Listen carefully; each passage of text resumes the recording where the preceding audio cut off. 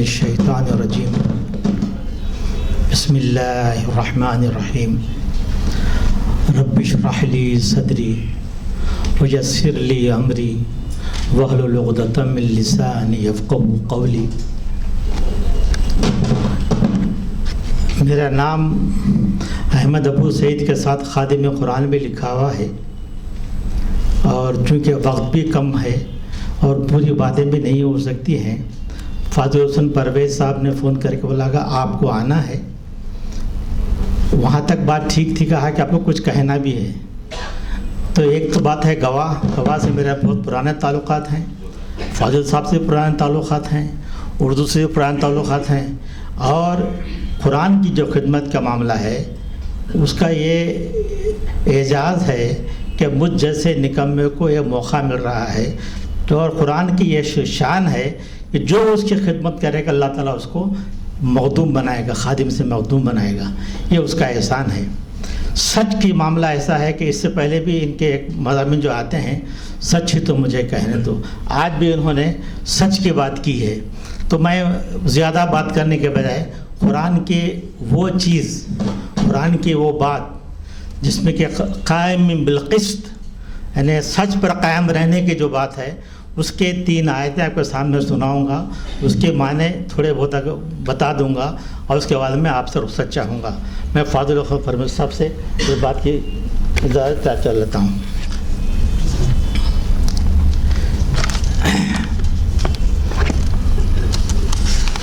کہ قرآن کے تعلق سے ایک بات بھی ہے کہ میں اصل میں جماعت اسلامی کا رکن ہوں، مولانا مودودی کو بہت چاہنے والا ہوں۔ میری جتنی بھی خدمات ہیں مولانا مودودی کے یعنی کہ وجہ سے ہیں، اور انہی کی کتاب پہ، انہی کے کام پہ میں کام کرتا ہوں۔ میرا انڈیپینڈنٹ کام کچھ بھی نہیں ہے اصل میں۔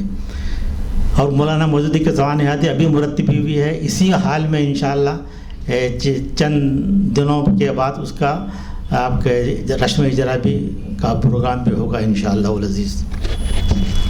تو سچ کا معاملہ جو قائم بالقسط ہے، وہ مجھے آیتیں پڑھ کے اس کے معنی بتا دوں گا۔ اور کیونکہ اس وقت جو کام ہو رہا ہے، اور سچی بات تو یہی ہے کہ دنیا میں جہاں بھی کام ہو رہا ہے، سچ کے علاوہ سب کچھ ہو رہا ہے، سچ کا کام نہیں ہو رہا ہے۔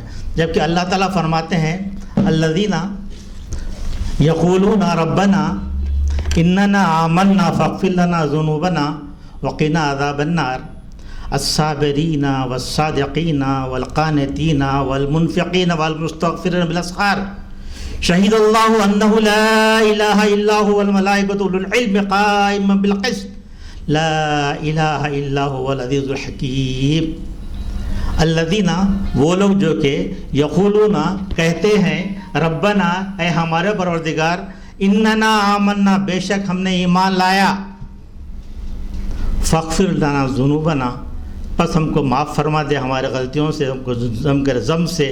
ذم وہ ہے جو آپ یعنی ڈیلیبریٹلی نہیں، ویسے ہو جاتے ہیں، وہ ذنوبنا وقنا عذاب النار، بچا ہم کو عذاب نار سے۔ وہ کون لوگ ہیں؟ الصابرین والصادقین والقانتین والمنفقین والمستغفرین بالاسحار۔ سچ کی جو بات کرنا ہے بہت مشکل کام ہے، اور وہ کام کے بڑا پرویز اٹھائے ہیں، اللہ تعالیٰ کو استقامت دے۔ بہت مشکل کام ہے، بہت مشکل کام ہے۔ اس لیے اب اصل میں یہاں اور بھی میں چیزیں لے کے نبی کریم صلی اللہ علیہ وسلم کی سنت سے بھی بات دیکھ رہا تھا، لیکن اب چونکہ ٹائم بہت کم ہے، صرف ان آیتوں کی اب ایک کر کے آپ کو میں اب سے رخصت لیتا ہوں۔ الصابرین، صبر کرنے والا، الصادقین، صدق، سچ بولنے والا، الصادقین والقانتین، اور قانتین جو لوگ ہیں، والمنفقین، اور انفاق کرنے والے لوگ ہیں، والمستغفرین، اور استغفار کرنے والے، بالاسحار، صبح سویرے۔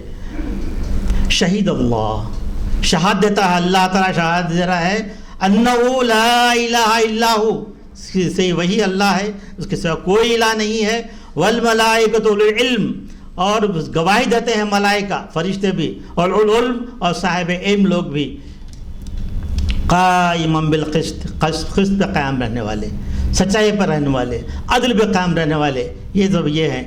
لا الہ الا هو العزیز الحکیم، لا نہیں الہ معبود کوئی الا هو العزیز الحکیم، وہی ہے عزیز بھی اور حکیم بھی۔ یہ معنی اس کے یہ ہیں، یہ وہ لوگ ہیں جو کہتے ہیں کہ مالک ہم ایمان لائے، ہماری خطاؤں سے درگزر فرما اور ہمیں آتش دوزخ سے بچا لے۔ یہ لوگ صبر کرنے والے ہیں، راست باز ہیں، فرما بردار ہیں، فیاض ہیں، اور رات کے آخری گھڑیوں میں اللہ سے مغفرت کی دعائیں مانگا کرتے ہیں۔ اللہ نے خود اس بات کی شہادت دی ہے کہ اس کے سوا کوئی الہ نہیں، اور فرشتے اور سب اہل علم بھی راستی اور انصاف کے ساتھ اس پر گواہ ہیں کہ اس زبردست حکیم کے سوا فی الواقع کوئی الہ نہیں ہے۔ یہ الوہیت کی بات جو ہے، اللہ تعالیٰ کے سوا کوئی الہ نہیں ہے، ایک بہت بڑا دعویٰ ہے۔ یہی دعا ہے لا الہ الا اللہ محمد رسول اللہ، یہی جو اس وقت جو سب سے بڑا ٹکراؤ ہے۔ اور آپ دیکھیں گے قرآن پاک کا معاملہ ہے کہ قرآن پاک از دا بک آف ٹوڈے، آج کے مسائل پہ بات کرتی ہے قرآن پاک۔ ذرا ہم سے غور سے پڑھیں، وقت پہ نہیں ہے بالکل بھی، لیکن جو کام پرویز کر رہے ہیں وہ بہت بڑا کام کر رہے ہیں۔ اللہ تعالیٰ ان کو کام کو قبول فرمائے۔ بس صرف 3 آیتیں قرآن کے اس لیے پیش کیا کہ قرآن ہمارے لیے ہر چیز میں آپ کو ملے گی، ہر چیز وہ موضوع بات میں ہو جائے گی۔ تو یہ 3 آیتیں سنا کے میں آپ سے رخصت چاہتا ہوں۔ اللہ تعالیٰ ہمارے کو قرآن کے پڑھنے، سمجھنے اور اس پر عمل کرنے کی توفیق عطا فرمائے۔ وآخر دعوانا الحمد للہ رب العالمین۔